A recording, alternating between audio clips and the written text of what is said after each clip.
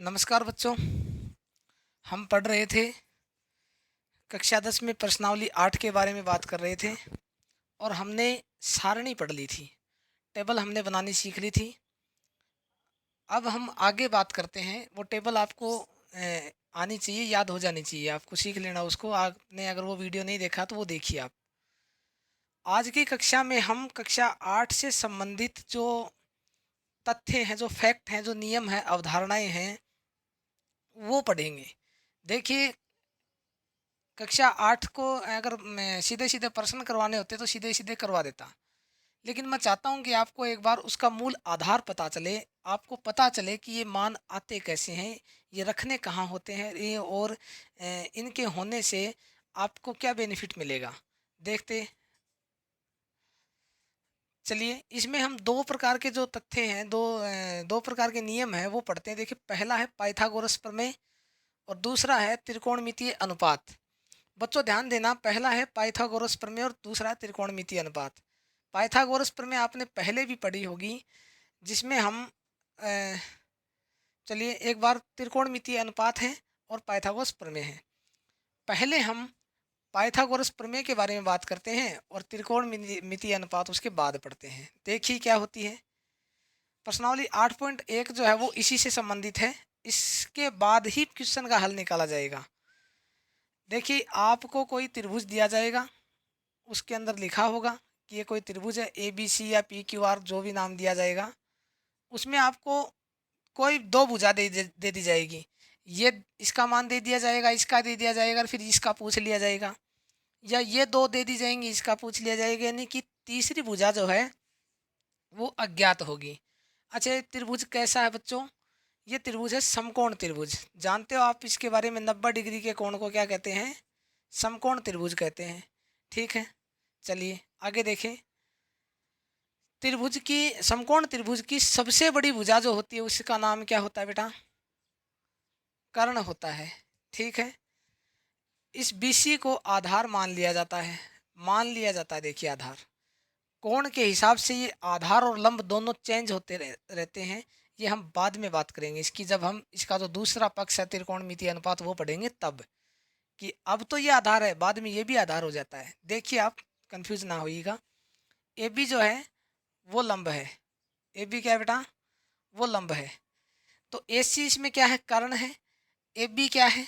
लंब है। और बी सी क्या है? आधार है। ये समकोण त्रिभुज की बात है जो कि 90 डिग्री का है। ठीक है, पाइथागोरस प्रमेय में आपको कोई दो भुजा दे दी जाएगी और तीसरी पूछी जाएगी। उसी के आधार पे आपसे कोणों के मान निकलवाए जाएंगे। ठीक है, तो हम देखते हैं कि यदि हमारे पास, यदि कर्ण का मान पूछ लिया जाए तो हम कैसे निकालें। दो देगा वो, कर्ण पूछेगा तो लंब और आधार देगा। तो कर्ण को हम लिख सकते हैं, कर्ण की स्क्वायर सूत्र है, और लंब स्क्वायर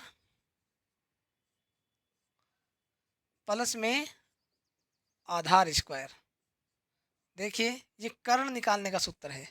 लंब के स्क्वायर में आधार के स्क्वायर में, ये जो इधर कर्ण का स्क्वायर है ये आगे जाके अंडर रूट हो जाता है। इसको आप सीधा सीधा ऐसे लिख सकते हो, कर्ण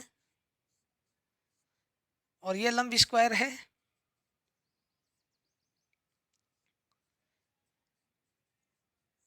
ये आधार का स्क्वायर है। ये जो है स्क्वायर, ये आगे जाके इसके अंडर रूट लग जाता है, कर्ण बच जाता है। आप इसको ऐसे भी लिख सकते हो, ए सी स्क्वायर, ए बी स्क्वायर, लंब ए बी हो गया ना, ए और बी, लंब ए बी स्क्वायर प्लस में बी और सी का बी सी स्क्वायर। आप इस प्रकार इसे लिख सकते हो। अब आप देखें एक बात, यहाँ पर ए और बी की जगह पी और क्यू होता, ये आर होता, तो ये पी क्यू का स्क्वायर। इसीलिए मैंने इसके जो अंग्रेजी नाम है ये नहीं लिखवाए, सीधा सीधा नाम लिखवाया है कि कर्ण है, आधार है और लंब है, ताकि आप जो भी एक्स वाई जेड नाम दिया जाए वो आप सभी लिख सको। ठीक है, इसके बाद यदि आपसे, देखिए एक चीज़ ध्यान दीजिए, यहाँ पे हमने प्लस किया है, लंब और आधार को प्लस किया है।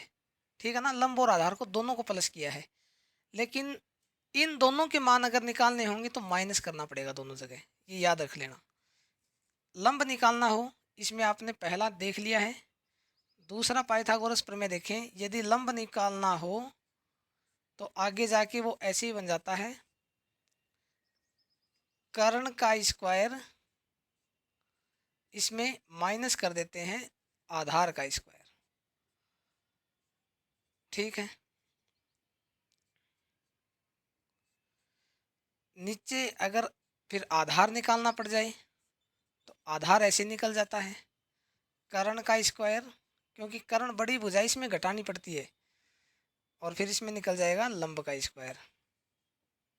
ठीक है बेटा, समझ में ना आए तो बताना मुझे। और ये तीनों की तीनों जो नियम है, तीनों की तीनों ये आपको पाइथागोरस प्रमेय है, ये याद कर लेनी है, पूरी तरह से आपको सीख लेनी है। ये याद क्या होगी, सीख लेनी है इसको, ठीक है ना। और इस हिसाब से अपने को ये फिर त्रिभुज जो है ये इसके पूरे के पूरे मान निकालने होंगे। ये इतना सा ही है, 8.1 में ही एक जगह काम आती है, बाकी काम नहीं आती है। उसके बाद में जो दूसरे नंबर पे काम आने वाली चीज़ है वो है त्रिकोणमितीय अनुपात। त्रिकोणमितीय अनुपात ये वेरी वेरी इंपॉर्टेंट है। ठीक है, त्रिकोणमितीय अनुपात एक बार आप इसे याद कीजिए, उतारिए।